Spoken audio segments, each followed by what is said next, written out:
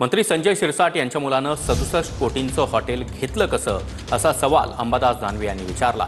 शिरसाट यांचा मुलगा सिद्धांत याचं उत्पन्न 59 लाखांचं आहे, मग 67 कोटींचं हॉटेल कसं घेतलं अशी शंका दानवे यांनी व्यक्त केली आहे। तर अंबादास दानवे यांनी पत्रकार परिषदेमध्ये सिद्धांत शिरसाट यांच्या इन्कम टॅक्स रिटर्नचे पुरावेच दाखवले। अंबादास दानवेंच्या आक्षेपानंतर संजय शिरसाट यांनी देखील पलटवार केला। दानवेंनी दलाली करू नये असं शिरसाट यांनी म्हटलंय। सिद्धांतचं उत्पन्न 59 लाखांचं, 67 कोटींचं हॉटेल कसं घेतलं? शिरसाटांवर दानवेंचे गंभीर आरोप। संजय शिरसाटांच्या मुलानं 67 कोटींचं हॉटेल घेतल्याप्रकरणी अंबादास दानवेंनी गंभीर आरोप केलेत। अंबादास दानवेंनी संजय शिरसाटांचा मुलगा सिद्धांत शिरसाटांचा इन्कम टॅक्स रिटर्न दाखवला। या आयटी रिटर्ननुसार सिद्धांतचं उत्पन्न 59 लाख असल्याचं दानवेंनी म्हटलंय।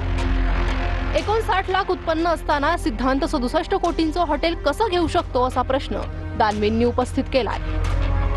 दानवेंनी संजय शिरसाटांची निवडणुकीची प्रतिज्ञापत्रही दाखवली आहेत। या प्रतिज्ञापत्रात सिद्धांतचं उत्पन्न 2019 मध्ये 15 लाख दाखवण्यात आलं असं दानवे म्हणाले। 2024 मध्ये सिद्धांतचं उत्पन्न 0 रुपये दाखवल्याचा दावाही दानवेंनी केलाय। तर दानवेंनी हॉटेलमधल्या 5 पार्टनरची नावं सार्वजनिक करण्याचं चॅलेंजही शिरसाट यांना दिलंय।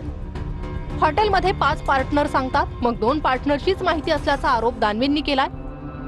हॉटेलची निविदा काढतानाच अनागोंदी झाल्याचं दानवेंनी म्हटलंय।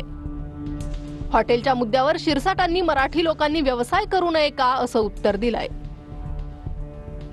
आरोप नाही, सत्यता माझ्याकडे फाईल आहे। त्याच्यामुळे मी संजय शिरसाट परवा बोलले होते की याचे 5 पार्टनर आहे, तर मी त्यांना खुलं आव्हान देतो, 5 पार्टनरचे नाव जाहीर करा, नाही तर कोण कोण पार्टनर आहे मी सांगतो। माझ्याकडे पेपर सगळे उपलब्ध आहे। माझ्याकडे कोण पार्टनर आहे त्याचे पेपर्स ही फाईल माझ्याजवळ आहे, एवढंच माझं म्हणणं आहे। हे हॉटेलचं टेंडर हे 7 वेळा पहिले निघालेलं आहे आणि टेंडर कोणत्या आदेशावरून निघते?